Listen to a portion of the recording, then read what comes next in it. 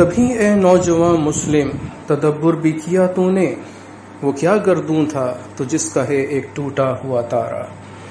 ہم بلا شبہ بھول گئے ہیں کہ ہم نے یہ پاک وطن، یہ پاک عظیم ترین وطن کیسے حاصل کیا تھا۔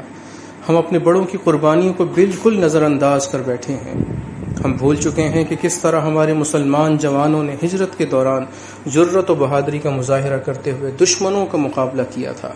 ہم یہ بھی بھول گئے ہیں کہ ہمارے بڑوں نے کس طرح ہندوؤں کی مکاری اور چال بازی سے بچتے ہوئے مسلمان قوم کو ایک گھر، ایک الگ ملک دلایا تھا۔ آج سے تقریباً 70 سال پہلے مسلمان قوم ایک آزاد اور خود مختار قوم تھی۔ مسلمان قوم کسی کے دباؤ میں رہنا پسند نہیں کرتی تھی اور کسی کی غلامی میں رہنا تو بالکل منظور ہی نہیں تھا۔ اسی سوچ، فکر اور خیالات کو مد نظر رکھتے ہوئے نظریہ پاکستان پیش کیا گیا تھا۔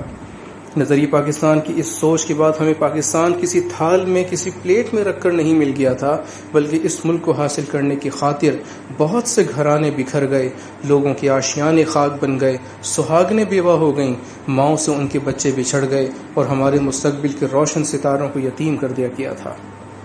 یہ اس مکار اور جال ساز دشمن کا غصہ تھا جو مسلمانوں کے سکون کا سانس ختم کرنا چاہتا تھا اور آزادی کی فضا میں انہیں ہنستا مسکراتا نہیں دیکھ سکتا تھا۔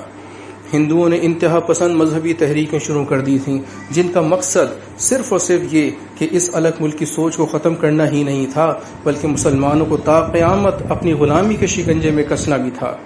ہمارے پیارے جنگ آزادی میں جرأت اور بہادری سے اس طرح لڑے تھے کہ دشمن دم دبا کر بھاگنے اور انگریزوں کے ساتھ جا ملنے پر مجبور ہو گیا تھا۔ اتنی لڑائیاں لڑنے، مکاری، فریبی اور چالاکی کا سامنا کرتے ہوئے ہمیں قائد اعظم رحم اللہ تعالی کی انتھک محنتوں اور مشقتوں کے بعد ایک الگ اور ہمارا اپنا پیارا ملک ملا تھا۔ آج کل کے نوجوان 14 اگست جیسا عظیم ترین دن جسے اللہ پاک نے 27 رمضان المبارک کی شب ہمیں عطا کیا تھا، جس طرح مناتے ہیں وہ ایک لمحہ فکریہ ہے۔ آج کل کے نوجوان ٹولیوں کی صورت میں سڑکوں پر ہلڑ بازی اور شور شرابہ مچاتے ہوئے یہ دن مناتے ہیں، یا پھر آتش بازی سے لطف اندوز ہوتے ہیں۔ اس کے علاوہ اپنے گھر کی چھتوں پر سبز ہلالی پرچم لہرا کر اپنی ذمہ داری پوری کر دیتے ہیں۔ ایک وطن حاصل کرنے کا مقصد یہ سب کرنا تو ہرگز نہیں تھا۔ ہم تو الگ ملک میں رہ کر آزادانہ طریقے سے اللہ تبارک و تعالی کی عبادت کرنا چاہتے تھے، جہاں ہمیں گائے کی قربانی کرنے پر قتل نہ کیا جاتا ہو، جیسا کہ ہمسائے ملک میں ہمارے مسلمان بھائیوں کے ساتھ آج بھی ہو رہا ہے۔ ہم نے یہ ملک علیحدہ اس لیے حاصل کیا تھا کہ جہاں ہماری مائیں، بیٹیاں اور بچے محفوظ ہوں، جہاں عورت کی عزت کی جاتی ہوں، اس سے وہ سب حق حاصل ہو جو اللہ اور اس کے رسول صلی اللہ علیہ وسلم نے انہیں عطا فرمائے تھے۔ ہم نے علیحدہ ملک اس لیے حاصل کیا تھا جہاں ہم اپنے طریقے سے ملک چلائیں، جہاں حق کو سچ سمجھا جاتا ہو، جہاں آزادی کے ترانے اور اللہ کی حمد و ثنا بیان کی جاتی ہو، جہاں محفلوں میں شراب اور بدکاری جیسی چیز کو گناہ سمجھا جاتا ہو، اور جہاں اسلامی تعلیمات دی جاتی ہوں۔ مگر افسوس، صد افسوس، ہم بھول چکے ہیں کہ آزادی کا مطلب کیا ہے، کیونکہ ہم مغربی طور طریقوں اور رہن سہن کو اپنا چکے ہیں اور غیروں کی تعلیمات کو زیادہ فوقیت دیتے ہیں۔ ہم نے ملک کیوں حاصل کیا اور اس کے لیے کتنی قربانیاں دیں، سب کچھ فراموش کر بیٹھے ہیں۔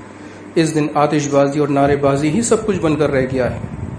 میرے عزیزو، اٹھ کہ اب بزم جہاں کا اور ہی انداز ہے، مشرق و مغرب میں تیرے دور کا آغاز ہے۔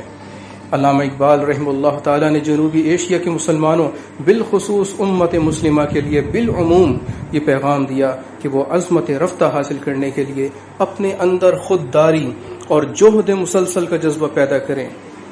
یہی بات ہمارے آج کے نوجوانوں کو سوچنے سمجھنے کی نہیں، اس پر عمل پیرا ہونے کی ضرورت ہے۔